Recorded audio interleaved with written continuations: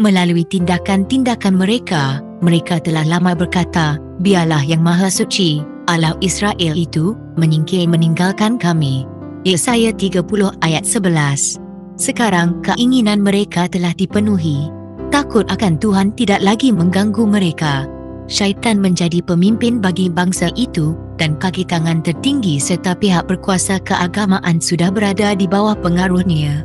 Para pemimpin puak-puak penentang pada waktu itu bersatu untuk merompak dan menyeksa mangsa-mangsa mereka yang malang, dan sekali lagi mereka saling jatuh ke dalam kumpulan satu sama lain dan saling membantai tanpa belas kasihan. Bahkan kesucian bait suci itu tidak mampu menahan keganasan mereka yang dahsyat. Orang-orang yang berbakti diserang di hadapan mezbah, dan bait suci itu dikotori dengan mayat-mayat yang telah dibunuh. Namun pada andaian mereka yang buta dan penuh dengan hujahan itu, para penghasut bagi pekerjaan durjana ini secara terbuka menyatakan bahawa mereka tidak takut apabila Yerusalem dimusnahkan, kerana ia adalah kota Tuhan sendiri. Untuk mendirikan kekuasaan mereka dengan lebih kukuh lagi, mereka memberikan rasuah kepada nabi-nabi palsu untuk mengumumkan bahawa orang ramai harus menunggu penyelamatan dari Tuhan, meskipun tentera-tentera Roma sudah mengepung bait suci itu. Akhirnya, orang ramai berpegang pada kepercayaan bahawa Yang Maha Tinggi akan campur tangan untuk mengalahkan musuh-musuh mereka. Tetapi Israel telah menolak perlindungan ilahi, dan sekarang ia tidak mempunyai pertahanan. Malang sekali Yerusalem.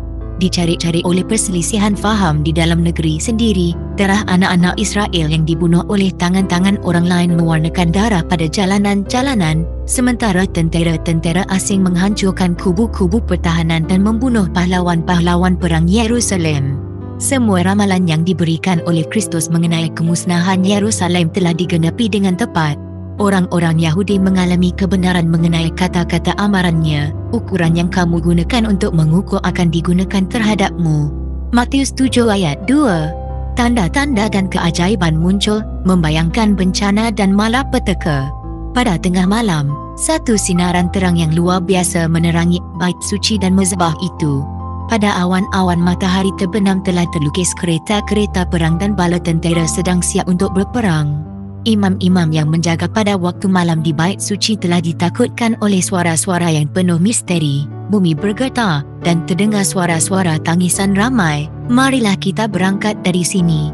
Pintu gerbang kota besar sebelah timur, yang amat berat sehingga ia amat sukar untuk ditutup oleh 20 orang, yang dikukuhkan dengan batang-batang besi yang besar yang dirantaikan jauh di dalam turapan pepejal batu, terbuka pada tengah malam, tanpa kelihatan ada yang membukanya.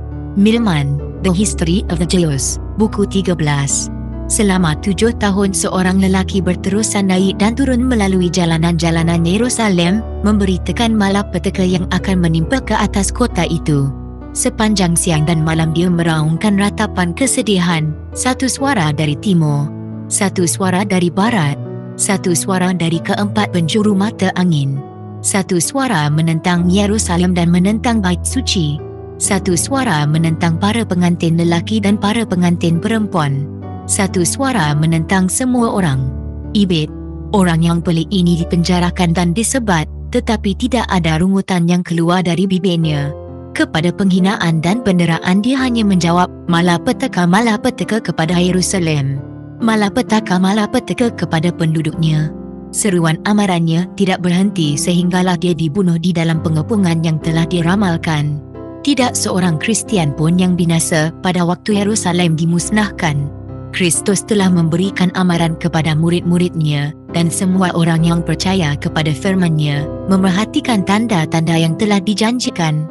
Apabila kamu melihat kota Yerusalem terkepung oleh tentera-tentera, kata Yesus, ketahuilah kamu bahawa kebinasaannya telah hampir. Pada masa itu mereka yang berada di jajahan Yudea hendaklah melarikan diri ke gunung. Mereka yang ada di dalam kota hendaklah meninggalkannya, dan mereka yang ada di luar kota janganlah masuk ke kota itu. Lukas 21 ayat 20 dan 21. Setelah tentera Roma di bawah pimpinan Justius mengepung kota itu, tanpa disangka mereka meninggalkan kepungan itu apabila semuanya kelihatan telah bersiap sedia untuk mengadakan serangan langsung. Kota yang dikepung, tidak mempunyai harapan untuk bertahan itu, telah berada pada saat untuk menyerah kalah apabila Jeneral Rom mengundurkan angkatannya tanpa alasan yang jelas. Tetapi ketentuan Tuhan yang penuh belas kasihan mengendalikan peristiwa itu demi kebaikan umatnya sendiri. Tanda yang dijanjikan telah diberikan kepada orang-orang Kristian yang sedang menunggu, dan sekarang satu peluang diberikan kepada semua orang yang mahu menuruti amaran Juru Selamat.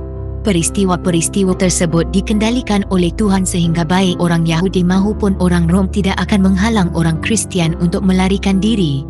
Pada waktu Angkatan Justice berundur, orang Yahudi melakukan serangan hendap dari Yerusalem dan mengejar tenteranya yang berundur pergi.